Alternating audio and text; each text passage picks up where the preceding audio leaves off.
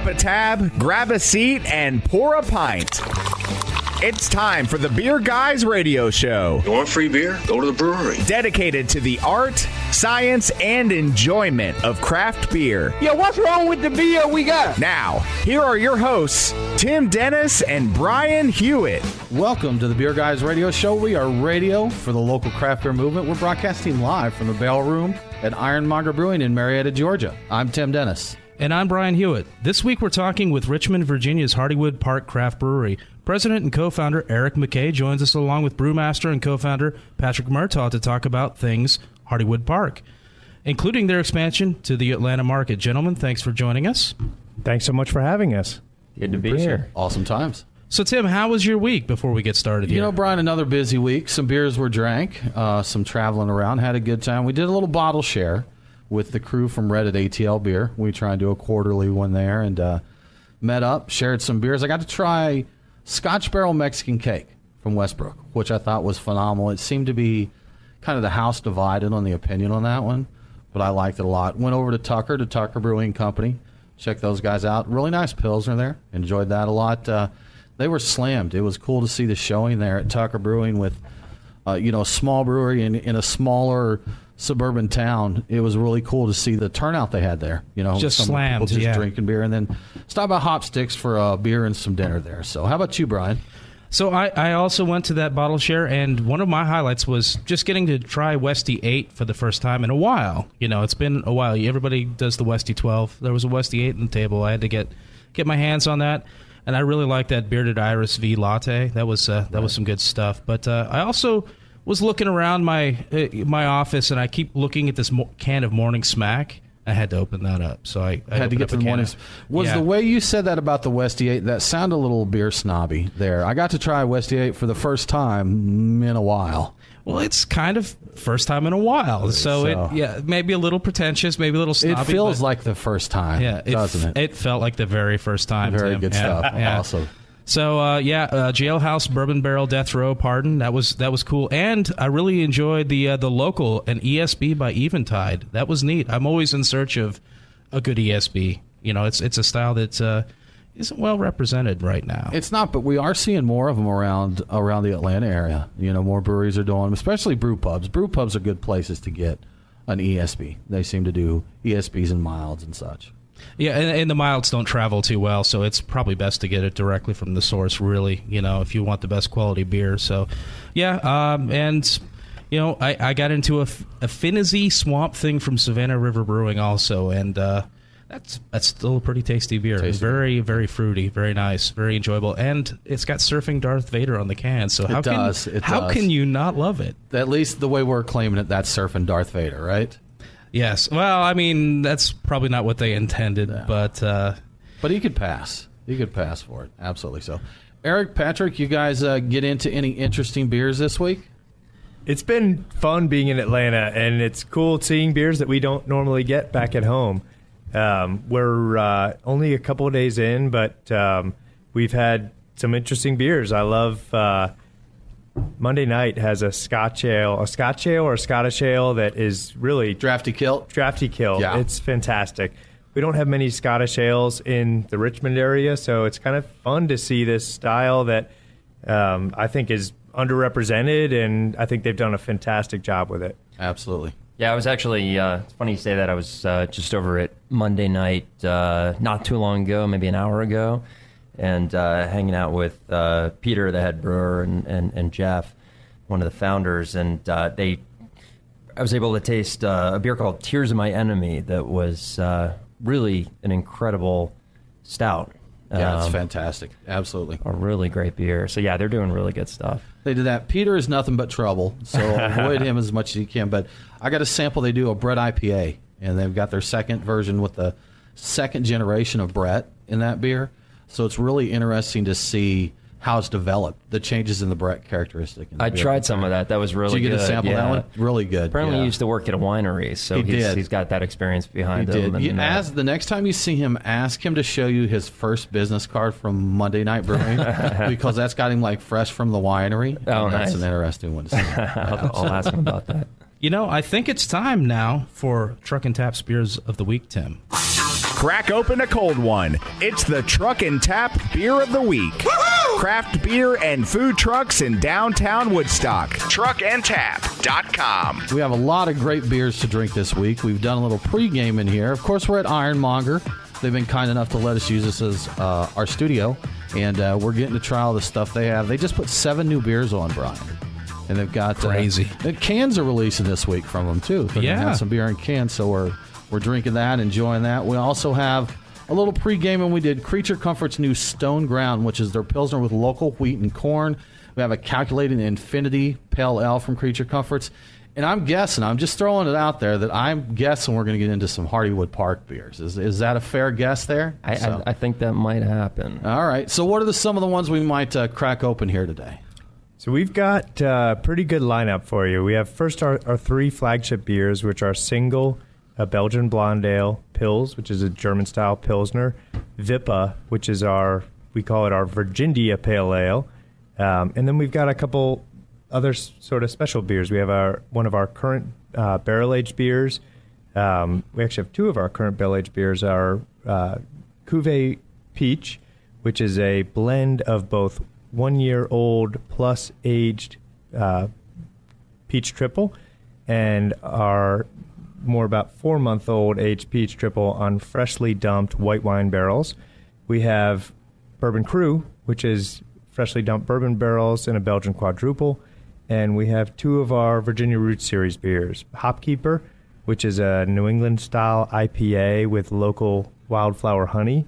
And Peach Triple, which is made with loads of yellow peaches and Belgian-style triple. Brian, we're going to get to the 4th segment early this week, it sounds like. I think we are, yes. Awesome. Yes. Well, let's find out what's happening this week in the news.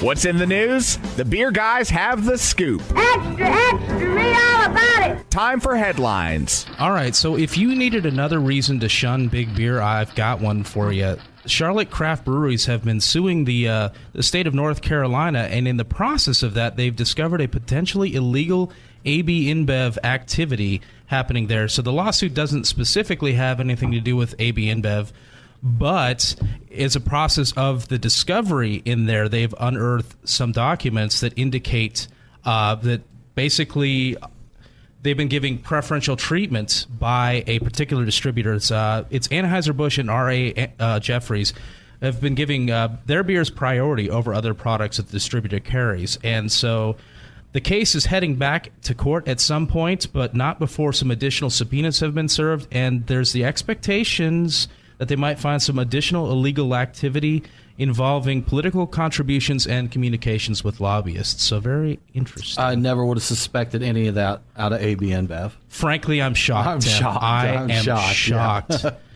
Speaking of shocked, so NoFX has lost Stone Brewing's sponsorship and their collaboration beer over some tasteless shooting jokes. Yeah. And don't mean to make light of that. That's a terrible thing they've done. The punk band joked on stage about last year's mass shooting at a Las Vegas country music festival called Route 91. 58 people were killed in that, almost 500 people injured.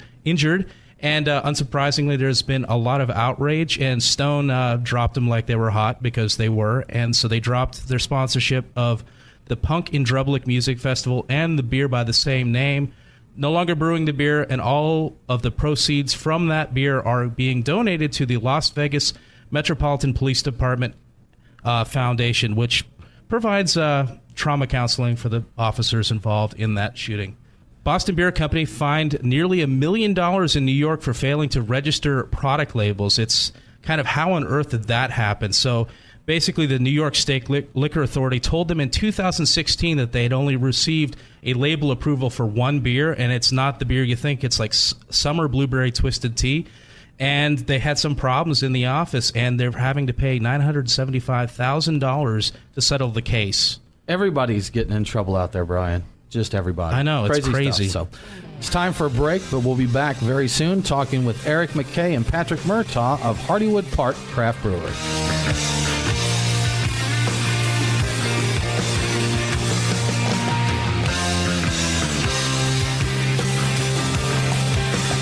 If you're in Atlanta, make sure to visit Sweetwater's Woodlands and sample their amazing wild, sour, and barrel-aged beers. For the real craft beer fans, the Woodlands Circle Beer Club offers 6 unique beers covering a variety of styles. Series 1 is just wrapped up, and Series 2 will begin releasing this summer. Some of the styles planned include a pastry-inspired barrel-aged Imperial Stout and a gin barrel-aged Grisette. Visit the Woodlands now or get more info on the Woodlands Circle Club and sign up at sweetwaterbrew.com/club. That's sweetwaterbrew.com/club. Craft beer forged with a reverence for tradition and new styles that start a revolution. Ironmonger Brewing. The brewers at Ironmonger Brewing pride themselves at being masters of barrel-aged, hoppy, and sour beers. They invite you to their taproom in Marietta to taste and see. Also, visit their barrel room with an intimate drinking experience with great live entertainment. Keep up to date on all things Ironmonger by liking them on Facebook. Ironmonger Brewing, establishing a new standard in craft beer.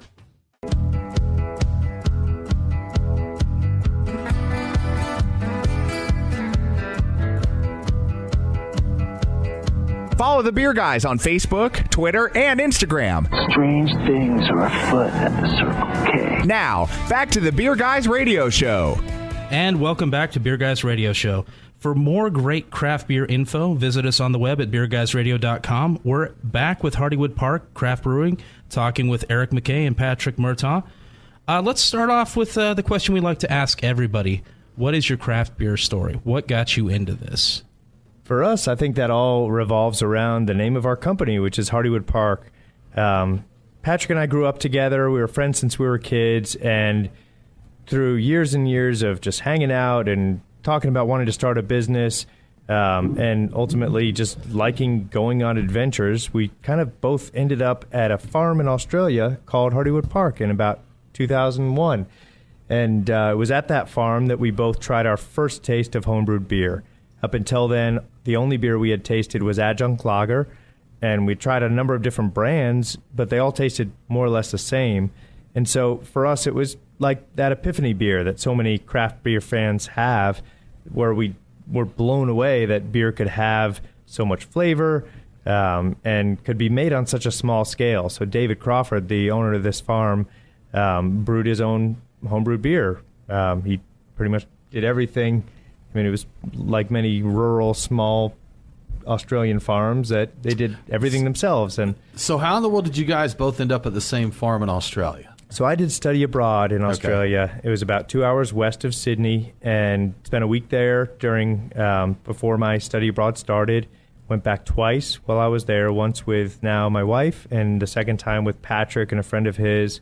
And each time we'd spend a day or a couple of days working on the farm, helping out with what needed to be done, and the end of the day would usually be celebrated with a delicious meal and David's home brew beer, which was based off of a Cooper's Sparkling Ale recipe. For us, it was the first time we'd had a malty beer and an all-malt beer, and we're excited and essentially just kind of giddy about the idea that maybe we could go back to America and make our own beer. And that's what inspired us to get homebrewing kits and spend the next 10 years or so working in beer distribution and trying to learn everything we could about how beer got to market, and ultimately do what we could to be prepared to start our own brewery. Very cool. So speaking of your beer and starting your own brewery, we are sipping, I believe it's your single right now. Is that right? Tell us a little bit about this beer.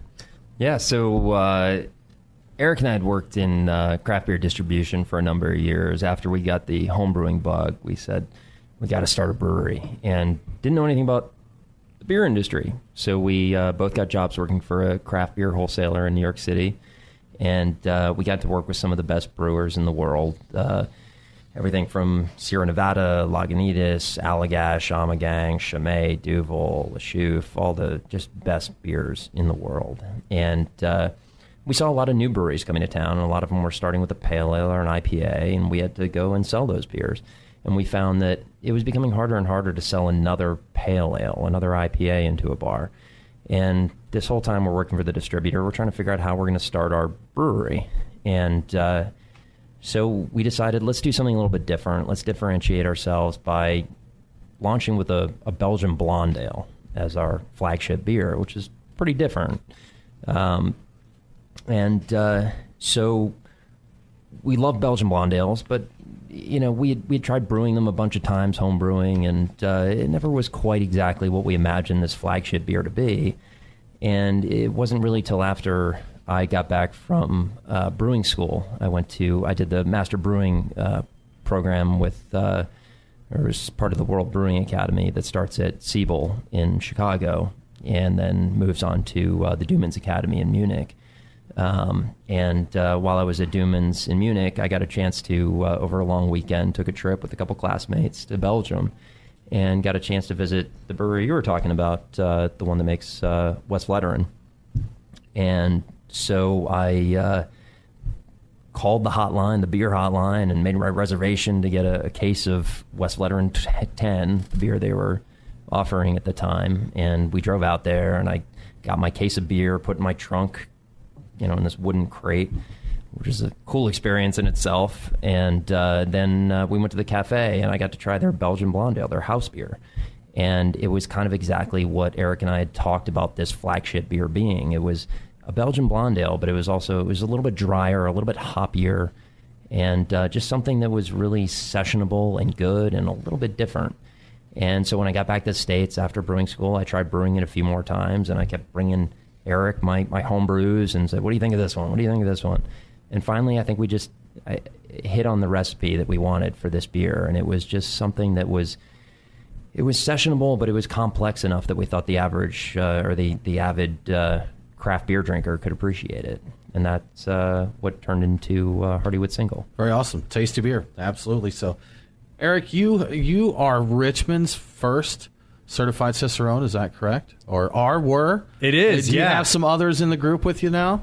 There are a lot of other Cicerones in Richmond, for sure. Okay. Yeah, when I used to lead a beer education program for the L. Knife & Son Companies, which is now the Sheehan Family Companies.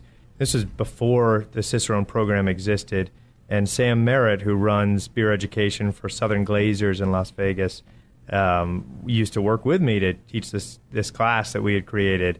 And so when Cicerone came around, we felt like this is the perfect solution. All of our sales reps need to be Cicerone certified, and started pushing, level 1 and level 2 Cicerone certification. And so as soon as the opportunity came available, I applied. I think I was the second certified Cicerone in Virginia, which there was a chiropractor who I've never met who was the first. But it was a great opportunity to kind of, establish your beer knowledge and learn how to teach other people about beer. Sandy, yeah, the certified beer server is, I won't say easy. Maybe easy is if you're a beer geek, it's fairly easy. But there's some good core knowledge there.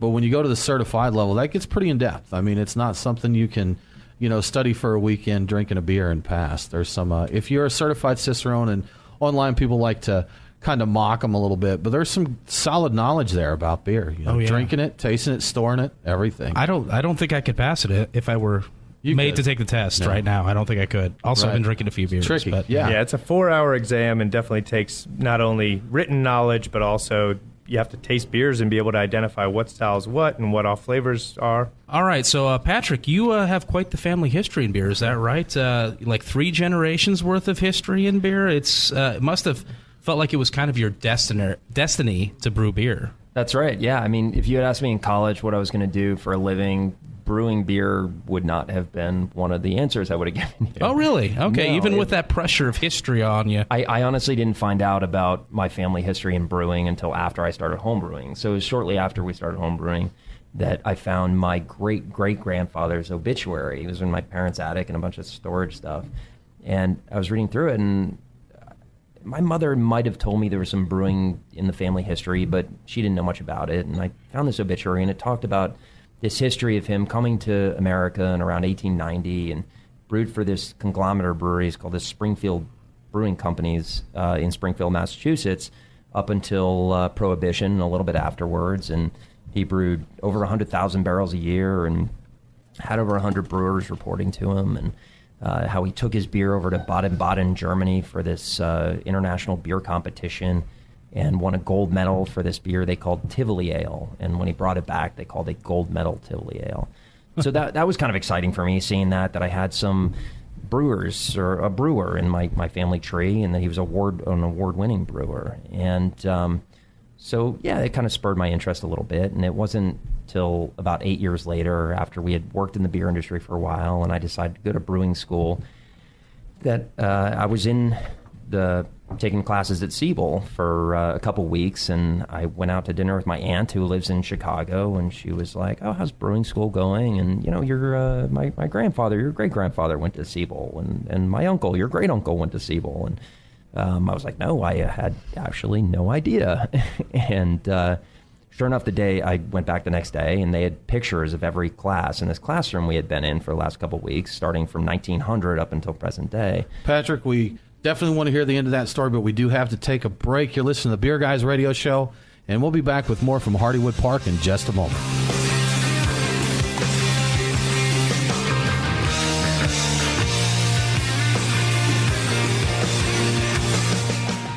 It's Aaron and Tim, the Beer Guys. If you're like us, no lunch or dinner is complete without a pint or two of craft beer. Which is why Truck and Tap in downtown Woodstock and Alpharetta are always on our list. Tim, why do they call it Truck and Tap? Well, the tap part is easy, Aaron. See, they've got 18 of them. As for the truck part, well, that's when it gets interesting. Truck and Tap features your favorite Atlanta area food trucks daily, so that way you're getting a different menu every day. Truck and Tap in downtown Woodstock, Alpharetta, and coming soon to Duluth in 2018. Truckandtap.com. Let them know that the Beer Guys sent you.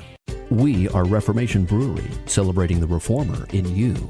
Locally crafted within the renowned Etowah watershed of Woodstock, Georgia, Reformation creates yeast-forward brews full of aroma and flavor crafted to last. Come see us in beautiful Woodstock, Georgia, for a tour and tasting of unique brews that you can't find anywhere else. Reformation Brewery, set beer free. ReformationBrewery.com.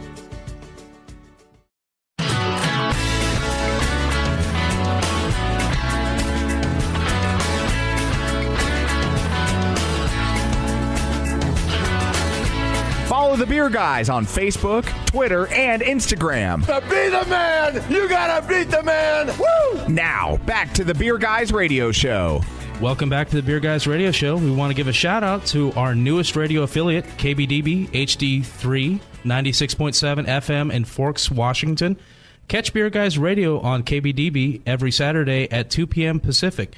We're back with President and co-founder Eric McKay and brewmaster and co-founder Patrick Murtaugh from Richmond, Virginia's Hardywood Park Craft Brewery. Awesome. Patrick, when we left, we were talking about your family history of brewing. I think we just got to the part where your mother had taken you home from the hospital. Is that right? We were going from there. So no, you were talking about the lineage of the family and what you found out about your ancestors, correct?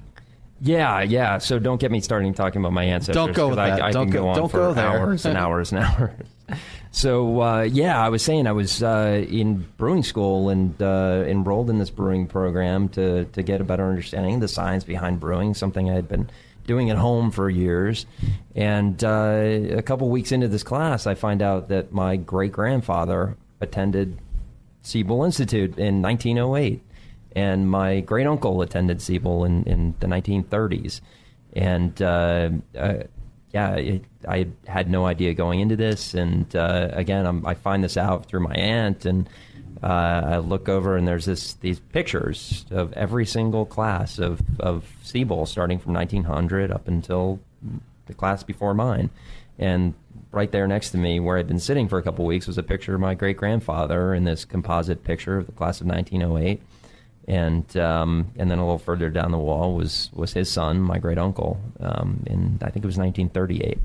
If there's anything that tells you might be on the right track, it's 100 years of family brewing history. Right? That's a good indication. Absolutely. Yeah. A funny part of that was that a classmate of my my great grandfather's was I saw his name was Charles Cook.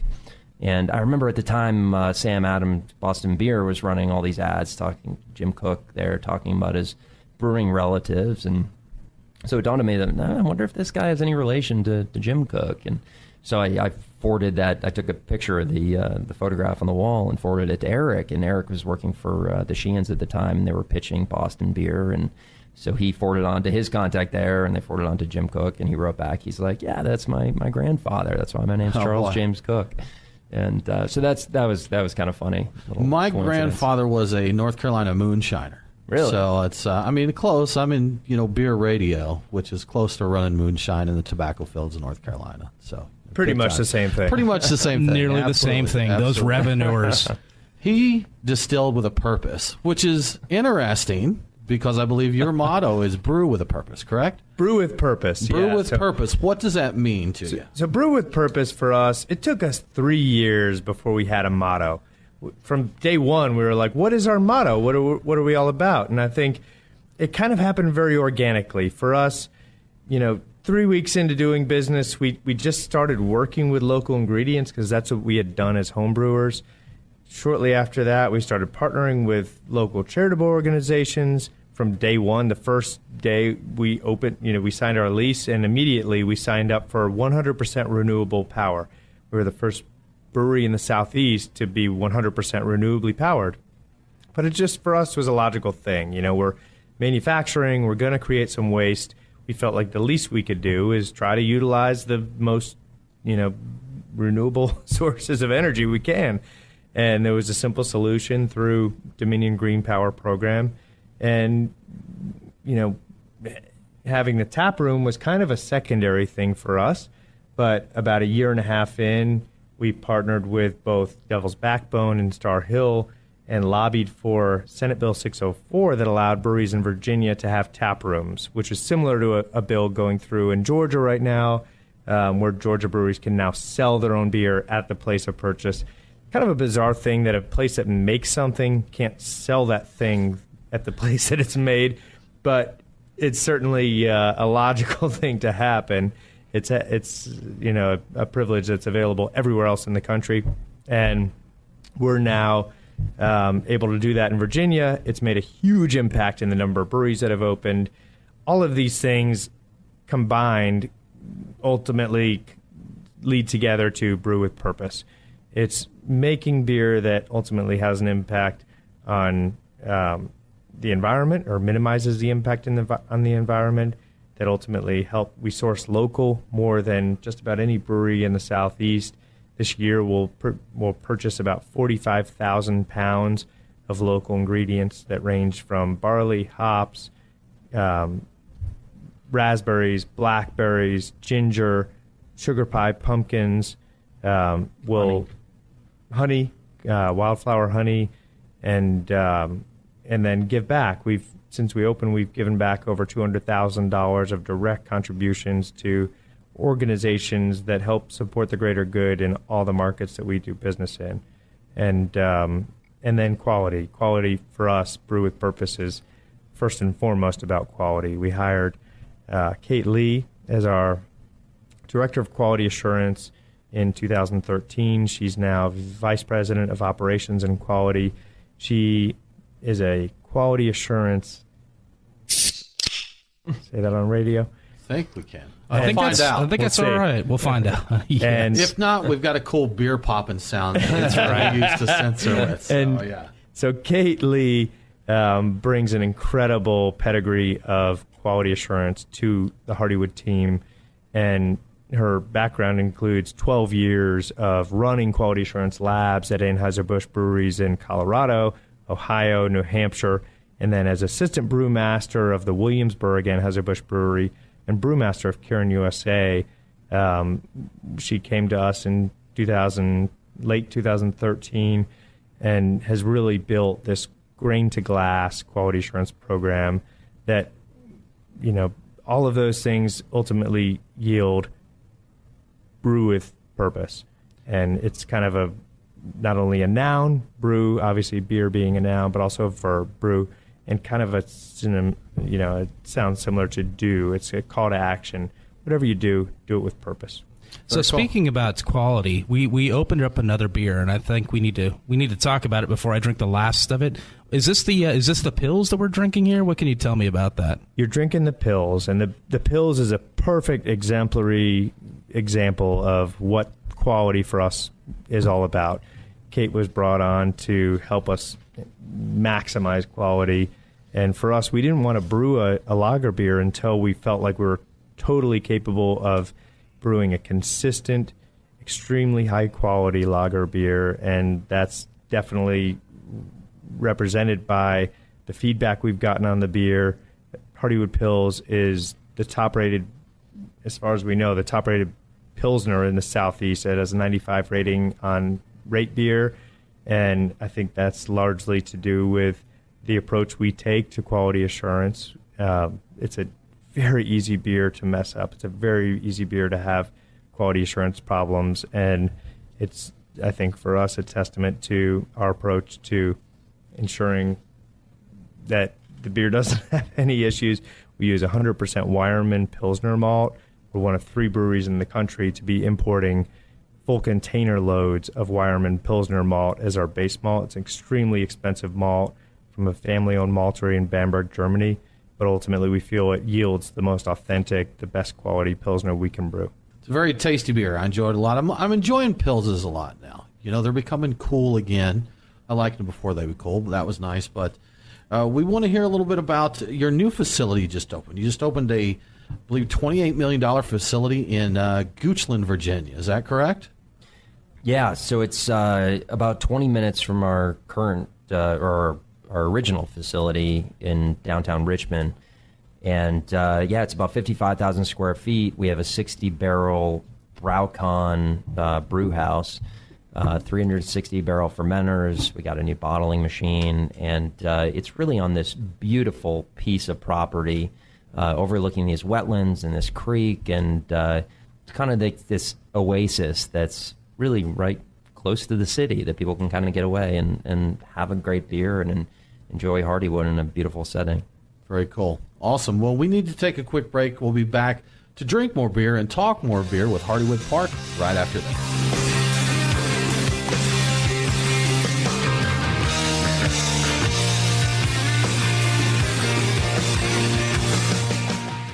Craft beer forged with a reverence for tradition and new styles that start a revolution. Ironmonger Brewing. The brewers at Ironmonger Brewing pride themselves at being masters of barrel-aged, hoppy, and sour beers. They invite you to their taproom in Marietta to taste and see. Also, visit their barrel room with an intimate drinking experience with great live entertainment. Keep up to date on all things Ironmonger by liking them on Facebook. Ironmonger Brewing, establishing a new standard in craft beer. Thinking about opening a brewery in the Atlanta area? Take a look at the Park at Georgetown. This unique community is located within the new J.W. Holmes luxury development, Dunwoody Green. Less than half a mile from I-285, this enclave of restaurants will be the gathering place in Dunwoody. Crim & Associates, the developer of the Park at Georgetown, wants to talk to you. For more information, call Stephen St. Paul at 404-256-2960, extension 5. That's 404-256-2960, extension 5.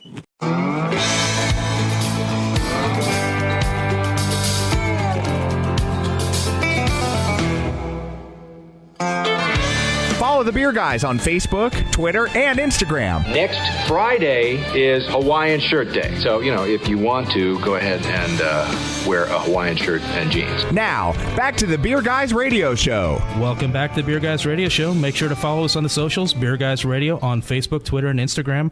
We are live from the Barrel Room at Ironmonger Brewing, talking with Eric McKay and Patrick Murtaugh of Hardywood Park Craft Brewery. Now, Patrick, when we went to break, we were talking about your recently opened expansion brewery there, and the space that you have there. Is there anything else you want to add to that part of the discussion? No, just that the whole thing was designed around this visitor experience that we really want to surround people with the brewing process. And the whole point of having a tap room in our brewery, it was to bring people out to learn a little bit about not only Hardywood, about the brewing process. So you come in and you see our 60-barrel Braucon brew house to your left, and you look straight ahead and you see our fermentation hall, and then on your way to the bathrooms, you go down this hall and see our quality assurance lab and a little bit of information about the brewery and the brewing process. And so, yeah, I mean, it's really this great visitor experience in the hopes that people come and learn a little bit about beer and Hardywood, and that when they're out at a restaurant, they'll hopefully think of ordering Hardywood. And, of course, a bigger brewery means you can make more beer, right? Or a second brewery, more beer made. Yeah, we can make more beer more efficiently. Make more beer more efficiently, and you can expand into other markets, things like that, like you're in the Atlanta area right now for your official Atlanta market launch, going around doing some events and such. Yeah, we've been at capacity for the last 3 years, and So we've been working on from the very basic design up until a few months ago when we opened, getting to the point where we can make more beer, and we're finally there. And we decided Atlanta would be the next market outside of Virginia and DC to enter and start selling some beer and introduce the good folks in Atlanta to Hardywood. Now, are there any other market expansion plans at this point? For us, we're trying to take it very cautiously, and our approach is be organic and be conscientious. And Raleigh-Durham's a market that we've been working in to some degree for a few years now, mostly just having our beers at events like the Raleigh Rare Beer event, which has exposed a lot of folks to some of our more interesting and exciting beers. There's definitely a lot of hunger and interest in our beers. There are folks from North Carolina that are driving just across the border to Virginia to buy cases of our beer and bring them home. And we're fortunate to be working with Mims Distributing. By the end of June, we'll be distributing beer throughout the Raleigh-Durham market. But ultimately, our approach is not to open a full state in a couple of weeks. It's to focus on very specific markets, to build meaningful relationships in those markets, and hopefully to tell our story kind of one customer at a time and build an appreciation for the Hardywood brand. So you've opened up a beer. I see that it's Cork and Cage. It looks like a 750. What are we drinking here? It's a little different than what we've had before. Yeah, this one is Bourbon Cru. So it's a Belgian quadruple aged in bourbon barrels for about 4 months. And just a really malty, it's about a little over 12% alcohol. And it's got this really great, subtle kind of bourbon character to it. Just a really good after-dinner beer, dessert beer. Before dinner beer, lunch beer, right? Absolutely. Recording a radio show beer. Absolutely, yeah. That's right. Yeah, it's very cool. It's a everyday session 12% bourbon barrel aged. Your session 12%er, man. Absolutely, sounds good. That's the way I like to session them for sure. That's how I do it. Now, your latest double Northeast IPA features lupulin powder, and we've seen so many breweries using so many different angles to get the hops and hopping and bitterness into their beers. So, what's your preferred method for getting that in there? Yeah, I mean, there's a lot of theories out there in terms of, adding hops mid-fermentation, adding them cold side, hot side, adding them Under pressure. Under pressure, Right. yeah. There's. What's the purpose of the under pressure? I don't mean to cut you there, but I've heard that mentioned. But what's it supposed to do? I think it's really just retaining a lot of that aroma that Don't let the aromas might escape. otherwise Okay. get pushed out by the CO2. Yeah, I mean, there are a lot of different theories in terms of how to get the most flavor and the most aroma out of these hops. Yeah, I wish I knew the answer, but I just had an idea, practicing. and I don't think anybody's done this. You guys can take it if you want to. The candle, that's Candall. So it's a randle that's built into every can. So that's how you get a little sealed thing of hops. When you pop your beer, you actually randle it straight out of the can. I like it. Done. It's been patented. There we go. It's been patented since you. It's it. Right. Is that like a built-in French press where you would press through, or because I think I want some gas and pressure and valves on it. Okay. I think that's what I'm envisioning. a little here. steampunk can. The candle. Yeah. So TM, Beer Guys Radio. So Love it. We've seen a number of collaborations with breweries and musicians over the years, but Hardywood, you guys have you've really surprised me with what you've done. You've collaborated with a Broadway show, the Phantom of the Opera, to create 2 beers named Pint of No Return and Drink of Me Fondly. How on earth did that come about? I mean, that's crazy genius, I think. We have to give credit to Matt Schaffner, who's our marketing manager. He discovered the Broadway Brews Project, which has worked mostly with New York and New Jersey breweries to basically make beers in collaboration between breweries and Broadway shows to support the greater good. It's a simple concept, but an amazing concept, and it's done a lot to help not only bring some attention to these great breweries and to some of the amazing Broadway shows that are featured in New York City, and also to bring joy to people. And so for this one, we partnered with Phantom of the Opera, and the cast of Phantom of the Opera, including Allie, who plays Christine, and the Phantom, and ultimately the 2 male leads of the show, and Allie, who plays Christine, came down to Richmond and helped collaborate on this beer. And all three of them had never been in a brewery before. They kind of talked through what their characters meant, and we took a lot of inspiration from trying to create beers that emulated the character of the stars in the show and the characters in the show. And we've ultimately yielded 2 beers.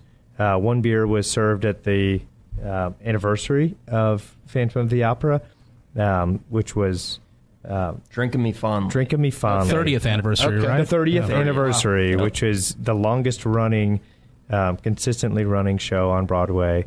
And that was a beer we brewed with champagne yeast. This was a concept of Kevin Storm, who's one of our lead brewers. Champagne yeast with rose hips. It's beautiful beer, and people absolutely loved it. And then Pint of No Return, which is a black lager. It is very dark and kind of a little bit intimidating in appearance, but when you taste it, it's really approachable and has this beautiful nuances, and ultimately was to emulate the character of the Phantom in the show. And it's been an incredibly exciting partnership to be a part of, and that beer will actually be served at the Phantom of the Opera starting this July. We'll be featuring at a few events in and around New York City in July. And if you go to see the Phantom over the next year, check it out, look for it, and I hope you enjoy it. That's just something I never would have thought of, Broadway plays and craft beer collaboration. So, but there's a lot of great collaboration ideas around. Like, Brian, I think you actually had a suggestion for them, didn't you? A collaboration. I was thinking there's a possibility they could collaborate with Sweetwater's The Woodlands to make a beer named Sweet Hardy Woodlands. Right? You can hear the enthusiasm just oozing. I hear it through the room there. One of the guys just walked out of the room, so I think he's writing it down. He's throwing something at you, Brian. Duck. Do we have a copyright lawyer? We love Sweetwater. They make some amazing they beers. do. And Good we'd love folks to work over there. with them Good someday. beers, absolutely. Well, guys, we have really done something amazing that I didn't think we'd be able to do. We've got through most of the show here, and we have not talked about Gingerbread Stout. And that was the beer that you guys fought lines at. But I imagine Gingerbread Stout is probably one you talk about a lot when you talk to people, right? So we're going to do it a little different on Beer Guys Radio. We'll mention it. We'll acknowledge its existence. We'll acknowledge that it caused big lines and crazy headaches there, right? We're going to talk about all these other great beers and stuff. So if someone wants to find out what is going on with Hardywood Park Craft Brewery, what's the best way for them to do that? Check us out online, hardywood.com. Instagram at Hardywood, Twitter at Hardywood. We're entering the North Carolina market and the Atlanta market in the months ahead. So Hardywood ATL is our Instagram feed. Check us out. We're super excited to be getting our beer out there to more people. Excellent. Guys, thank you so much for joining us. We really do appreciate it. And that's going to do it for this episode of the Beer Guys Radio Show. Coming up next week, we're going to be talking with Atlanta's New Realm Brewing Company. So remember to subscribe to Beer Guys Radio on iTunes, Stitcher, wherever you get your podcast, and make sure to leave a review and let people know what you think. If you really enjoy the show, please consider supporting us on Patreon. Just go to patreon.com/beerguys. You can pledge starting at just $1. Plus, we got a new perk starting this week. Pledge $10 or more per month, and we're going to give you every episode. Brian, are you ready for this? What? Commercial-free. Commercial-free episode. Oh, my goodness. So thanks again for tuning in. Have a great week, and don't forget to drink local. Cheers.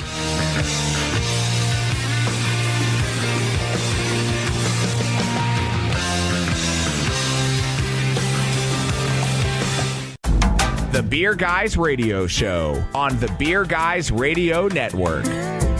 BeerGuysRadio.com.